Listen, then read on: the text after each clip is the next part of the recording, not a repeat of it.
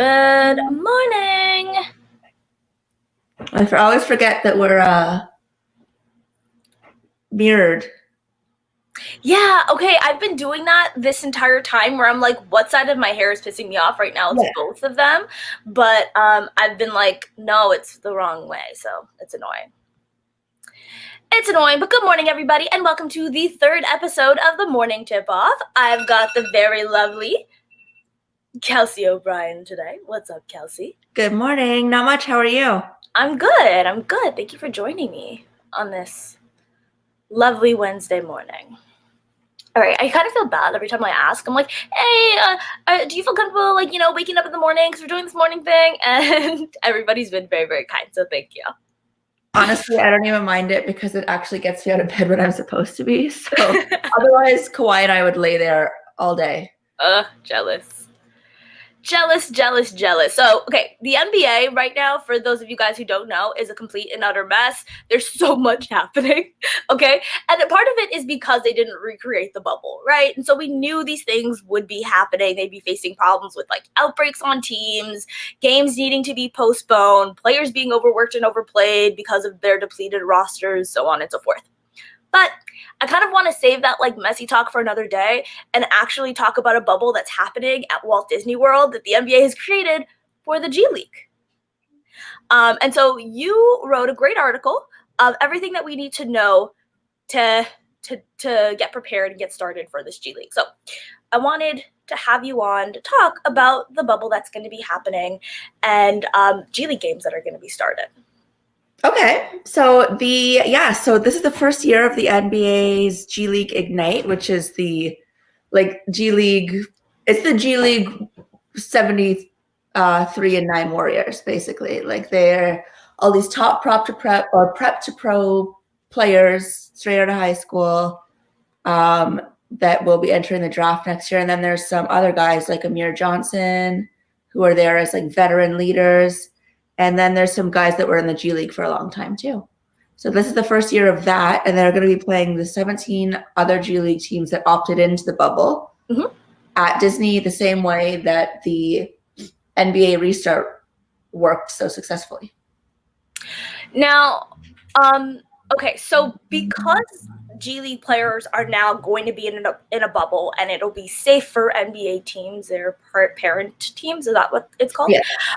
To maybe call on guys, especially with their rosters being depleted. How does that work with these two-way contracts?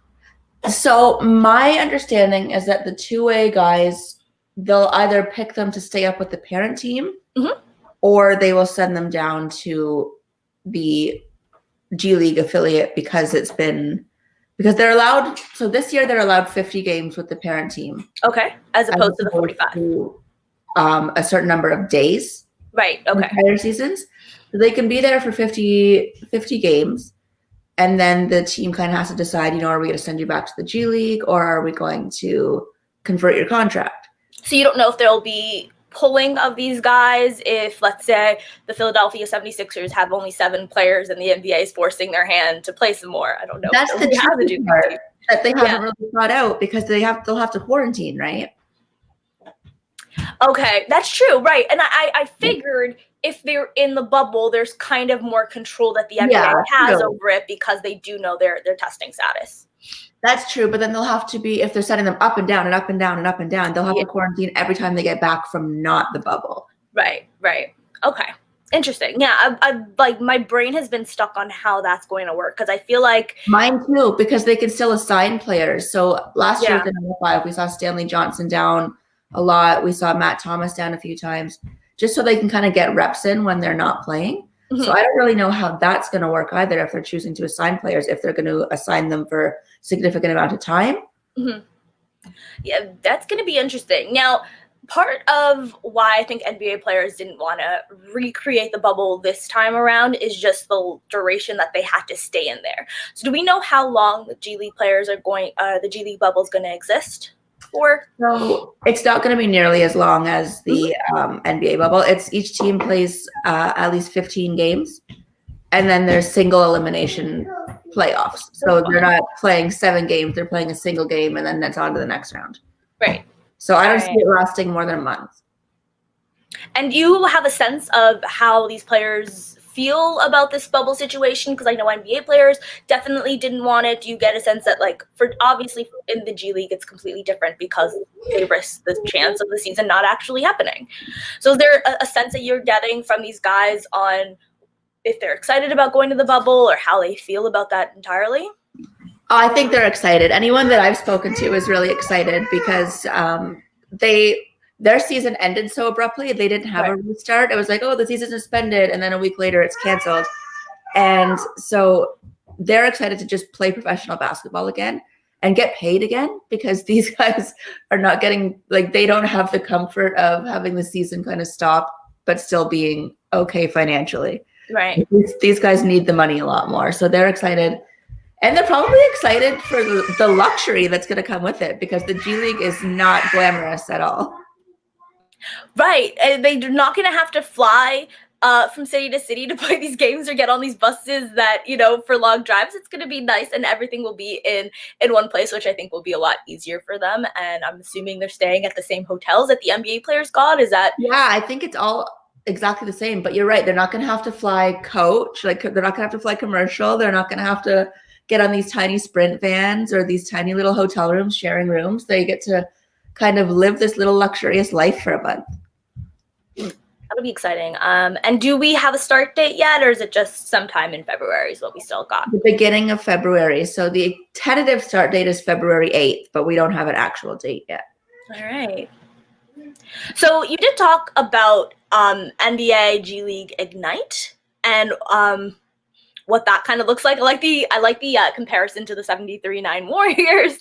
And then you did write about Cody Demps. So I wanted to bring that story up because I thought it was really great. And I hope that everyone who's watching this checks it out, because I thought you did a really, really great job. And there was something that he said in there that I thought was really interesting. Just talking about the improvement that he feels in the G League and how it's the best chance at making the NBA. But beyond that, he called it the best opportunity for people who are trying to make basketball their career right out of high school, because this is literally basketball university. It's basketball 24/7. And one thing that, like, I don't really understand about America as a whole is the NCAA. I don't get it. Don't get how most people don't feel the same way about the NBA G League. Not only do you get paid for the product that you're putting out, it is kind of basketball university. You do live, breathe, and sleep basketball 24/7, not pretending to take classes, not to say, like, go to school, kids, not saying that that's, like, bad or anything, but let's face it, most of these guys are one and done anyway, so why not have a chance to learn basketball from pros and other guys? What do you think about that? I mean, I think if people are serious about this, and if it is a formidable career path, like, someone like you or I is not going to go to basketball university. But for guys that are— I don't know about that. I mean, it is. It teaches you, you know, you learn financial literacy, you learn all the things you need to know off the court. And then they do have a program in place. So 5 years after your career is done, the G League will still pay for your education. Wow, I didn't know that. Yeah, this is a new thing with the Ignite. So these guys that are coming straight out of high school, they will have an opportunity to get their education should they choose to after their basketball career is done. Well, that's amazing. I'm so glad that the NBA has kind of taken this route because, of course, like, making that change to not allow high school players really helped the NCAA. And I feel like a lot of the moves that the NBA does is kind of helping bolster that entire thing. I don't even know what to call it. So yeah, I think this is really interesting. And I think this is probably going to pull a lot more players who are interested in making the NBA a career path and not really interested in going to Kentucky for a year. I don't know. Is that a school? I feel like it's a school. I'm kidding. That's the school. I know it's a school. John Wall. Everybody went to. I know. That's why I pick. I know that. I'm kidding, guys. Okay, so another thing. So you're kind of doing. You have so many things going on right now. One of the things that you do that I love, because it's kind of your one-stop shop for the best tweets of the night, is your tweets of the day, where you kind of scour the NBA Twitter streets looking for the funniest stuff and the most interesting things. Is that a good way to Good way to put it? Yeah, you can't see me, but I'm always lurking. Yeah. So someone who is always lurking, looking for good tweets. I figured you knew some of the best NBA tweets. So these are tweets that actually came from players, and I pulled some that are classics. So they're older, and I've pulled some that came in the last week. Let's say there's probably 3 or so that came in the last week. There are 2 in here that are older, and I want to know if you can guess who tweeted this tweet. Some of them might be a little bit more difficult. Some of them are probably going to be really, really obvious. All right. So we've got 5 here. Let's start with the first one. Okay. So this one came this week. It came on January 6th, the day of all of that mess happening in the United States. Okay. So Tomato Lauren, you might know her if you, I don't know, watch Fox News, tweeted, how does looting, rioting, and destroying your own in all caps, so she probably meant Oprah Winfrey Network, I don't know, gonna have to check, community bring justice for anyone? So she tweeted this on May 27th of 2020, so of course this would have been after the George Floyd protests. And so how does looting, rioting, and destroying your own community bring justice for anyone? And then on January 6th, this NBA player, in one of the most pointed and funniest tweets, I think, from the day on, to me, quote tweeted her and said, why don't you tell us? As she was, not really condemning the violence that happened that day. That was Tyrese Halliburton. Wow, right away. My rookie of the year, formerly known as Lil Obama when he was in college, because he has always been about this. So this isn't new. Yeah. I was gonna be like, okay, I was gonna, try to give you some clues here, right away. As soon as he said Tomato Lauren, I knew it was Tyrese. All right, so the rest of these just get easier, I feel. Okay, so this one came from, a Happy New Year's tweet that just looked like a generic tweet that was sent out for a giveaway. Let's start the year off right with a giveaway. And someone responded back saying, how about you win a ring? You fucking kill me, man. Rooting for you all the time, and you always disappoint me. To which this player responded with, I didn't ask for your glazed donut face ass to root for me anyway. I know who that is. I didn't root for your glazed donut face ass to root for me anyway. Was it Mello? It is Mello. Okay. It's one of my favorite tweets of all time. All right. So this one you'll know if you see it right away. Don't agree with the furniture layout, but I'm not an interior designer. If you saw this tweet, you would get it right away. It's not a difficult one. I'm going to read it again. So there's a picture that goes along with it that you're not seeing. So you're not getting the full picture. Okay. I'm being rude here. Don't agree with the furniture layout, but I'm not an interior designer. Let me know if you would like a clue. Yes. All right. I'm going to tell you the day that this tweet came out. So this is like the ultimate clue. July 8th, 2015.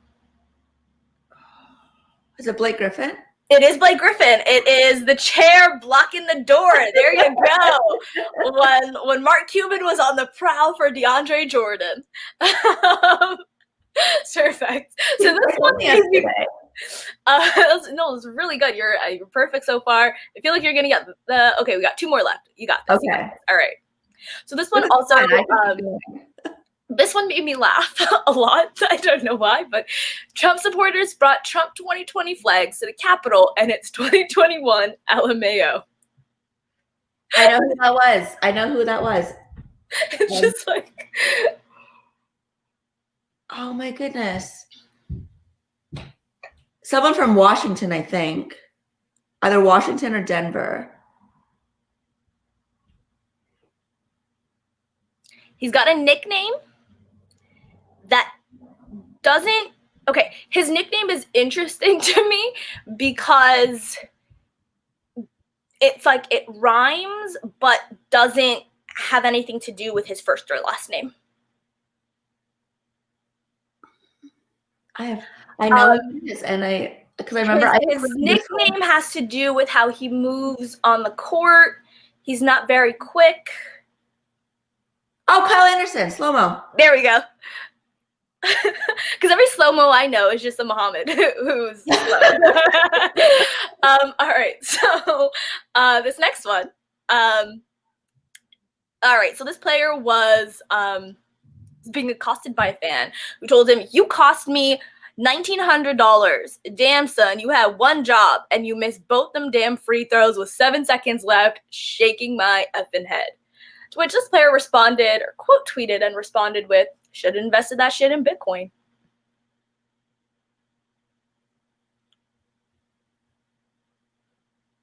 Dame? Nope. But it does kind of seem like a Dame tweet. It was someone from Brooklyn, I think, right? No. I have no. I know who's. Okay, you want a clue? Let's give you clues. Let's go. Okay. This player has one of the best bromances in the league. That spanned 3 different teams. Tobias Harris. There we go. I was like, there we go. Tobias Harris, which is so funny that someone was just like, "You cost me $1,900 because you missed both the free throws." He's like, "Should have invested that shit in Bitcoin." He's right. You should have invested that shit in Bitcoin. And that's it. So you were perfect. 5 for 5. On which player said it? Which is fun. That was fun. All right. So I want to take a little bit of a coffee break because we've discussed a lot of NBA G League stuff. And yesterday I had Katie on and we were talking about dishes and dimes. We were talking about like how we kind of formed. Yeah. Have you heard of them? Are you them? Yeah. So I kind of wanted to ask you, like, do you remember how you joined dishes? Yes. You do? Yes. Can you share the story? Yes. So Sandy tweeted that she wanted an all women's Raptors podcast.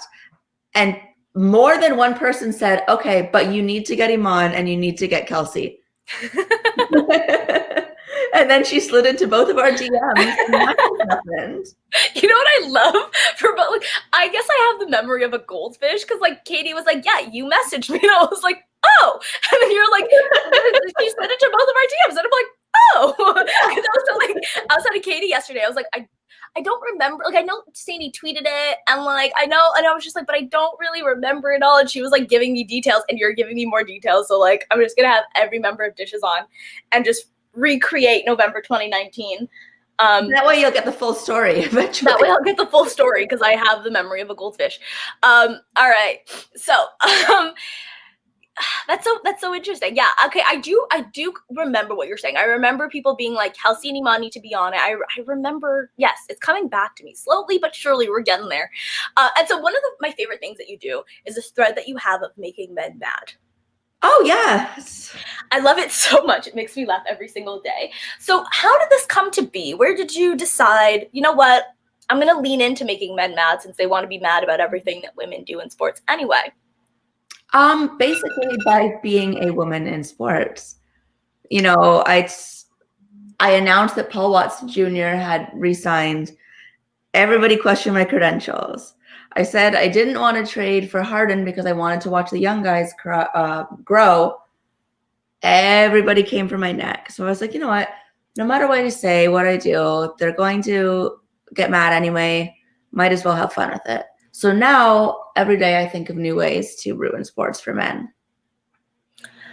I'm trying to come up with like, if I can like give you a way, can I help contribute? Because I love this idea of making men mad for no reason, but every reason. Sometimes you just have to have an opinion. Yeah, yeah, exactly.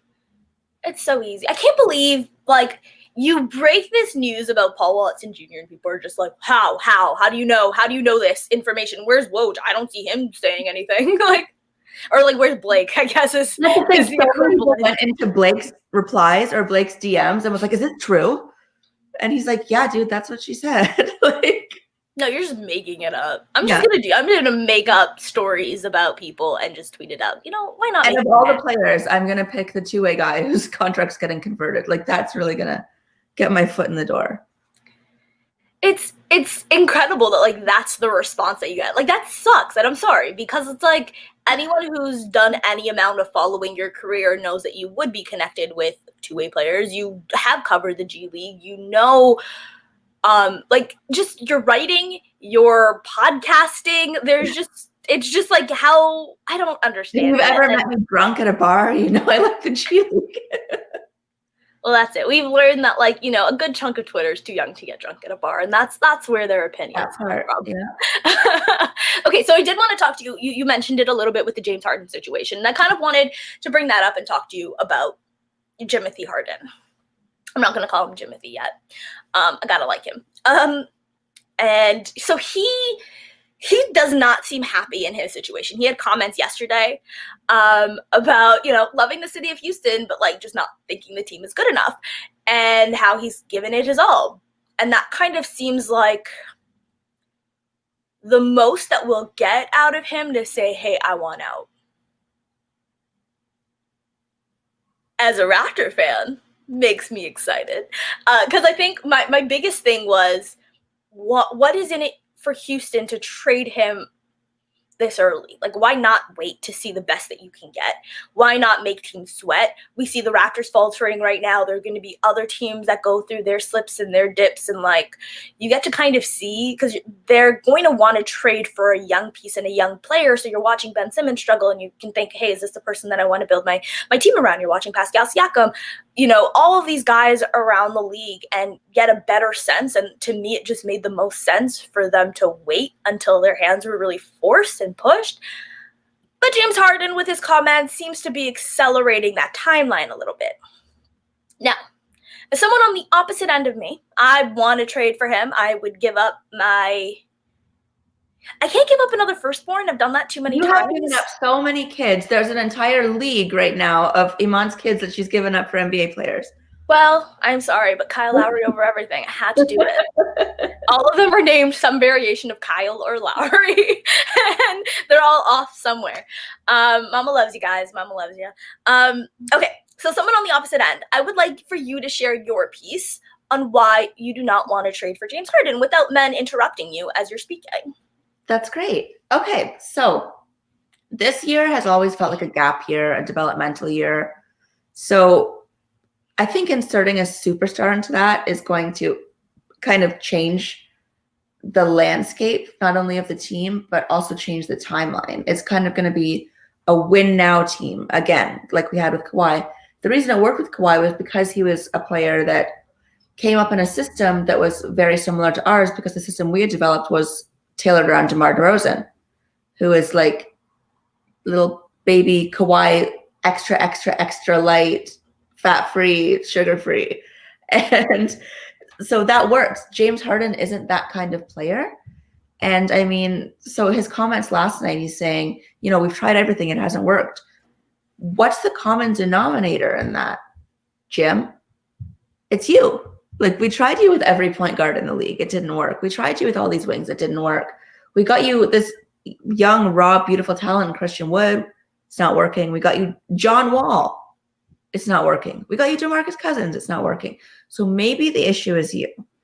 And just the recklessness that he's kind of treated this with is not something that I would really want around my team, who have worked very hard to develop this chemistry. I mean, there's no other team that you're going to see that has put the work into someone like Stanley Johnson and allowed him to grow into the player that we've seen the last couple of games. And that's all going to regress when you have a very ISO-heavy, James Harden-heavy offense.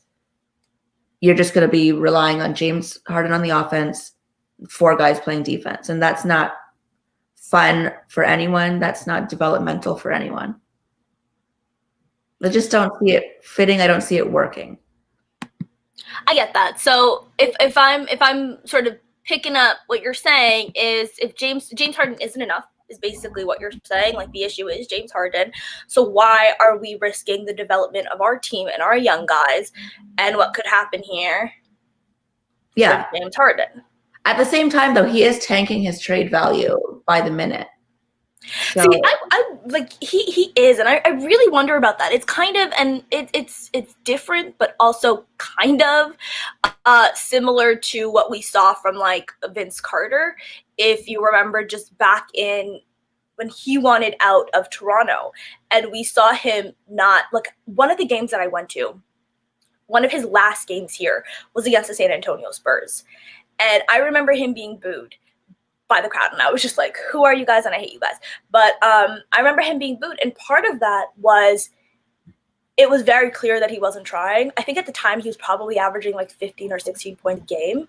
And it was very clear that he wasn't trying. The team looked abysmal until he sat, and then Chris Bosh, so funny, took him on a run and they beat the San Antonio Spurs. That game was really fun and exciting in the fourth, but that was despite or in spite of the effort that Vince Carter was putting forth. And then as soon as he got traded to the New Jersey Nets, we saw him average 27 points a game. He literally went from averaging 17 points with the Toronto Raptors to nothing changed besides his team. It's not like he developed better knees or anything like that in the process. Look at that. I'm trying to find this side, and I found the other side. Mirrors, hate it.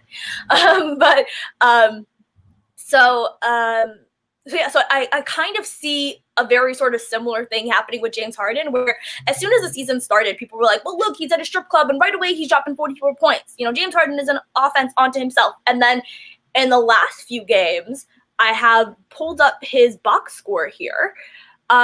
He had 16 points yesterday in a loss to the Lakers. He had 20 points in a loss to the Lakers 2 nights before. Then he had back-to-back 15-point games. And then 21 points in a loss to the Dallas Mavericks. And they've lost 4 of the last 5 games. And he's been putting up really bad numbers. And the first 3 games of the season, he came out hot and was just playing like James Harden. He had 44 points on the first night. I think he's tanking his trade value. To me, it's less so tanking his trade value, because I think when you're a player of James Harden's caliber, people know what they're getting.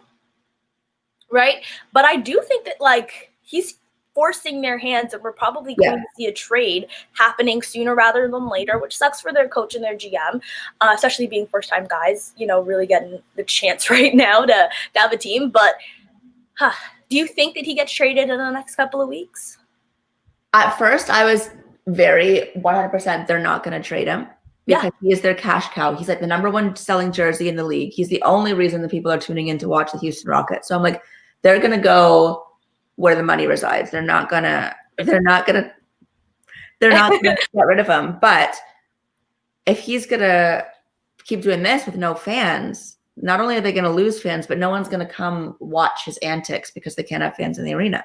So they're not going to be, at this point, they're not making any money off of him, especially if he wants out so bad that no one's going to buy a James Harden Houston Rockets jersey. No one's going to be buying Houston Rockets merch when they don't know what the future of the team is. Absolutely not. Yeah. So I think they're going to trade him now sooner rather than later. I think about trading him for Ben Simmons. Well, now people are buying Ben Simmons Houston Rockets jerseys. You know what I mean? Like, I'm not saying that that's a trade that I personally don't think that the Philadelphia 76ers should make that trade.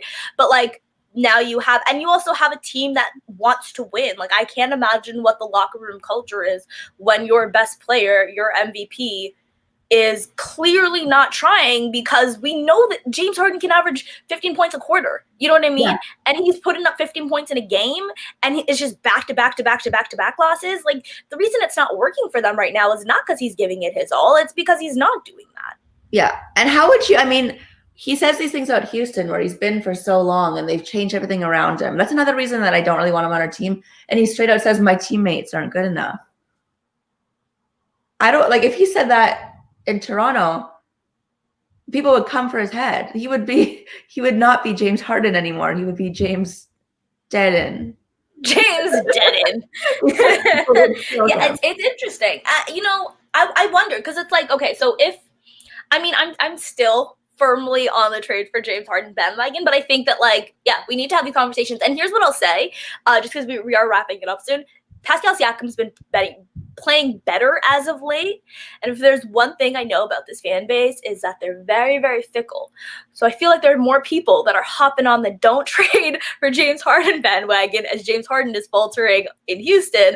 And Pascal Siakam looks kind of like a player that you want to build around. So I think there are going to be more people on your side than on my side. I think I'm losing people right now. We should put a vote up in like a week. Let's finish the week of antics, put a vote up and see. Let's do it. Let's do like it'll be like a dishes and dimes thing that we put out. Okay. That'll be fun. We'll do like a debate episode, and then Oh, and also, just before we close off, Dishes and Dimes, almost 1 year anniversary happening, and we're going to be doing something special for that. So, guys, check that out. Thank you so much, Kelsey, for joining me. This was a lot of fun. Thank you. That was a lot of fun. Bring me more tweets. I want to guess. Yeah, that'll be fun. Let's do that again sometime. I'm just going to, it'll be just a whole show of, these are tweets. All right. Bye, everybody. Bye.